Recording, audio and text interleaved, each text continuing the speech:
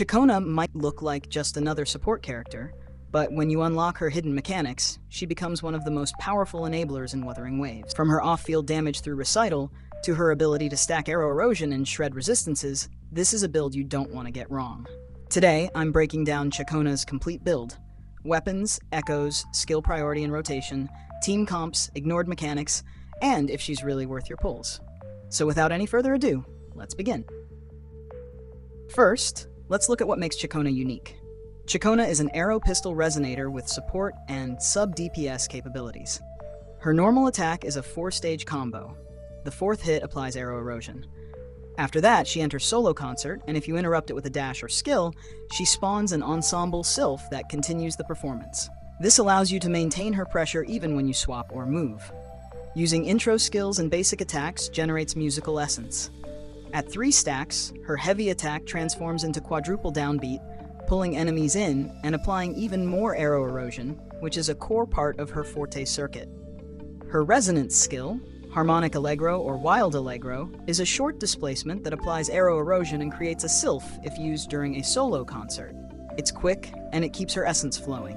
Now, her Resonance Liberation is where she shines.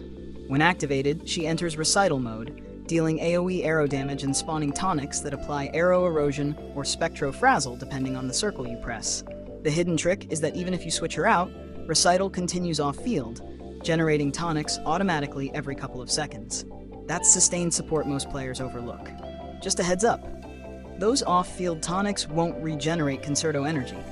If you want her energy back, you need to be in the field and pressing yourself. Now let's optimize her build. Her best weapon by far is Woodland Aria. Not only does it give crit rate, but every time you inflict arrow erosion, you get a massive arrow damage bonus and reduce the enemy's arrow resistance. It's basically tailor-made for her. It increases attack by 12%, and inflicting arrow erosion on the target gives 24% arrow damage bonus for 10 seconds. Also, hitting targets with arrow erosion reduces their arrow resistance by 10% for 20 seconds. If you don't have it, other 5-star options like Static Mist or The Last Dance are decent. They provide some good stat buffs for her. And for free-to-play, Romance and Farewell is a strong craftable choice. It rewards you for hitting enemies with negative statuses, which Ciaccona constantly applies. For echoes, her best set is Gusts of Welkin. Whenever you inflict arrow erosion, you not only boost your own arrow damage, but also buff your entire team's arrow output. If you don't have the set yet, Moonlit Clouds is a secondary option for Ciaccona, as it provides decent attack buffs to a dedicated DPS on-field when switching out. It also provides Ciaccona with energy regen, letting her Resonance Liberation have more uptime. Run her with Gust of Welkin, with the cost pattern of 4-3-3-1-1. For 4 cost Echo, equip Reminiscence, Fleur-de-Lis, and go with either crit rate or crit damage, depending on your need. And for 3 cost Echoes, arrow damage bonus is the optimal choice. For 1 cost Echoes, you can't go wrong with attack percent. For substats, prioritize crit rate and crit damage over everything else, then aim decent attack percent, energy regen, and some Resonance Liberation if you can. Before we move on to Ciaccona's skill priority, if you're the kind of player who loves discovering hidden mechanics and pushing your builds further than the average player, then this channel is built for you. Join the Ignored Mechanics community by subscribing now, and start mastering the details most people ignore. When you're upgrading Ciaccona's talents and planning where to spend your limited resources, getting the priority right makes all the difference. Here's how you should think about her skills. You might want to maximize Ciaccona's Resonance Liberation at the earliest, as it deals good off-field damage while providing debuffs to enemies. Once her Resonance Liberation is solid, investing in her Forte circuit gives her better heavy attack options and enhanced crowd control. It becomes a useful secondary damage source and synergy tool.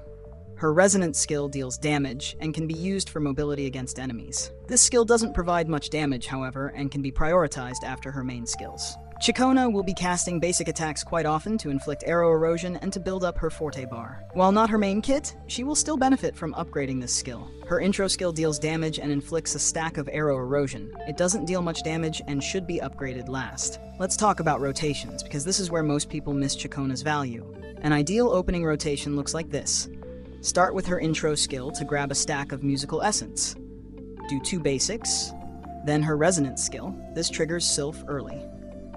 Continue basics until stage 4, then unleash her heavy attack with 3 essence for quadruple downbeat. After that, Go into her Resonance Liberation and swap her out. This setup ensures you apply Erosion, generate Sylph, and have Recital running off-field while your main DPS takes over. Now let's break down Ciaccona's best teams, because the partners you pair her with will decide how much of her potential you're actually unlocking. Her Arrow Resistance Shred makes her perfect in Arrow DPS teams. Hence, Ciaccona's best team is undoubtedly with Cartethia and Arrow Rover. Cartethia as your main DPS who scales hard off those buffs, and Arrow Rover offers healing, sustain, and extra arrow support. Together, the damage flow is tight and consistent. If you want to run a Spectro-Frazzle-centric team, Zanny can work with Ciaccona despite being a non-Spectro unit, as she can consistently apply Frazzle stacks through her Resonance Liberation, provide team-wide buffs with Shorekeeper to enhance the team's damage. Ciaccona will benefit from this, as she deals damage and debuffs even when off-field, which can then be maximized by Zanny. For players without top-tier pulls, this F2P team gives you good synergy with accessible units. With Rover providing sustain and arrow support, Alto adds utility and supplemental damage, and Ciaccona pulls double duty with buffs and debuffs. It won't hit the absolute peak of premium comps, but it's solid for exploration, elites, and many boss fights without needing to rely on legendary units. Now, here are a few ignored mechanics. Interrupting her fourth attack early with a skill creates Sylph without finishing the concert, great for speed rotations. In Recital, don't worry about timing your button presses perfectly. Pressing early still counts, so just spam the circle prompts. Switching out mid-Recital doesn't cancel it. This is what makes her one of the strongest off-field supports. Just remember, autotonics generated off-field don't give Concerto energy. That's why weaving her back in occasionally is important. Alright, the big question, is Ciaccona worth your pulls? If you're chasing meta viability, the answer is absolutely yes. With Carthia, she's top tier. Their synergy secures her a spot in some of the strongest current comps, making her a long-term investment. If you're free to play or a low spender, she's still a great option. She doesn't demand her signature weapon to function, and with the right echo sets, she can comfortably compete with premium units. And if you're a casual player focused on exploration, she may feel like more than you need, but her hidden mechanics actually make overworld fights and elite encounters much smoother, so you'll still feel her impact. My verdict? If you already have Cartethia or plan on building her, Ciaccona becomes a must-pull. If not, she's still strong, but not essential. She's one of those characters who truly reaches her potential only when paired with her perfect partner. Mastering her isn't just about slapping on gear, it's about understanding how her Recital and Sylph mechanics work under the hood. If this guide gave you new insight, drop a like. It really helps the channel. Comment which character you want me to break down next, and don't forget to subscribe so you don't miss the next deep dive from Ignored Mechanics. Thanks for watching, and I'll see you in the next one.